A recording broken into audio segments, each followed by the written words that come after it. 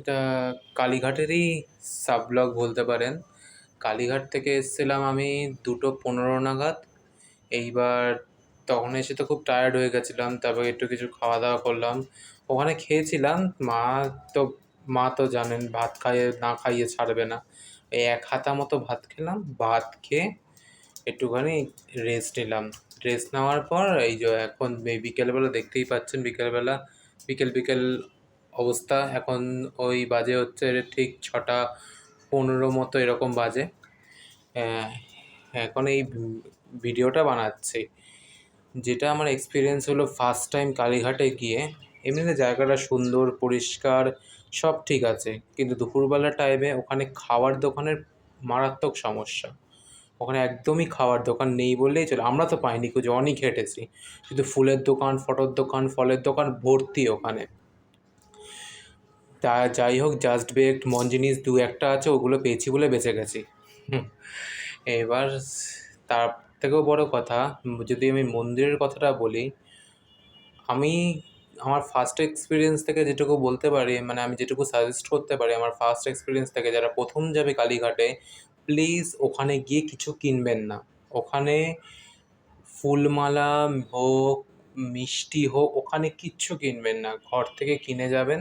মানে মন্দির চত্বরে যারা বিক্রি করে যে আমাদের এখানে জুতো খুলুন, এই খুলুন, সেই খুলুন। মন্দিরের বাইরে এক জায়গায় জুতো খোলার জায়গা আছে, সেখানে আপনারা মার্ক করে জুতো খুলে আসতে পারেন। এরকম যে পার্টিকুলার কোনো দোকানেই জুতো খুলতে হবে এরকম কোনো মানে নেই। এবার আপনারা ওখানে গিয়ে কিছু না কিনে ঘর থেকে মিষ্টি কিনে নিয়ে যাবেন। সেই মিষ্টিতে ওখানে পারলে একটু একটা মালা কিনে নেবেন। ওখানে গিয়ে ওই মিষ্টি মালা দিয়ে পুজো দিয়ে দেবেন, দক্ষিণা দিয়ে পুরোহিতকে। আর হ্যাঁ, এটা পুরোহিত দক্ষিণা না নিলে আপনার কিন্তু মালাও নেবে না, মিষ্টিও নেবে না, ডালাও নেবে না, কিচ্ছু নেবে না। আর লাইনে অনেক সময় অনেক পান্ডা আছে যারা বলে ১০০ টাকা দেবো, ভিআইপি টিকিট, ভিআইপি লাইনে হয়ে যাবে একদম মায়ের সামনে। ওসব একদম করবে না, নর্মাল লাইন দিয়ে দেখবেন, সেটাই সবথেকে ভালো।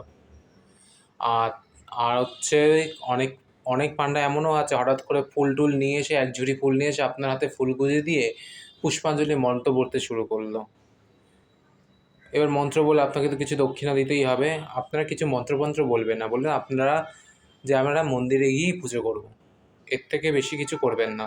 নর্মাল ডালা নিয়ে দাঁড়িয়ে থাকবেন, কারোর হাতে ডালা দেবেন না। নিজের হাতে ডালা নিয়ে নর্মাল লাইন দিয়ে সিঁড়ি দিয়ে উঠে মাকে দর্শন করে, পুজো করে দক্ষিণা দিয়ে পুরোহিতের হাতে তারা আপনার ডালাটা নেবে। নিয়ে পুজো দিয়ে সিধা বেরিয়ে আসবেন। আর এক্সট্রা কিচ্ছু করবেন না। কারণ ওখানে আমি নিজেই ১০০ টাকার একটা ডালা কিনেছিলাম। সেই ডালার মধ্যে প্যারাগুলো ছিল পুরো বাতাসা, ঠিক এইটুকু বাতাসার সাইজের। একদম পুরো পাতলা, ধরুন ১০টা মতো এরকম ছিল। একটা জবার মালা ছিল, একটা আলতা সিঁদুর ছিল, একটা ৫ টাকার ধূপকাঠি ছিল। এই নিয়ে আর কি ১০০ টাকা। ১ম বার গেছি, কিনেছি, পরের বার গেলে আর কিনবো না। তাই আমার এটা ১ম এক্সপেরিয়েন্স। তাই আপনাদের আমি সাবধান করে দিচ্ছি যারা ১ম যাবেন কালীঘাট। আর ভেবেচিন্তে দোকানে ঢুকবেন, ভেবেচিন্তে ওখানে মানে চলাফেরা করবেন। মানে খুব ভালো জায়গা, খুব সুন্দর জায়গা, খুব শান্তিপ্রিয় জায়গা। কিন্তু তাও মানে মানুষ হইতে সাবধান। এখন বর্তমান যুগে মানুষই সবথেকে সাংঘাতিক জিনিস। তাই এই বলে আমি আমার ব্লগ শেষ করছি। কিন্তু নো ডাউট ওভারঅল আমার কালীঘাট এক্সপিরিয়েন্স খুব ভালো ছিল। এবার আমি শীতকালে যাবো, কারণ আমার খুব গরমটা খুব একটা বেশি সহ্য হয় না, সেই জন্য আমি আর গরমে যাবো না। গেলে আমি এবার শীতকালে যাবো।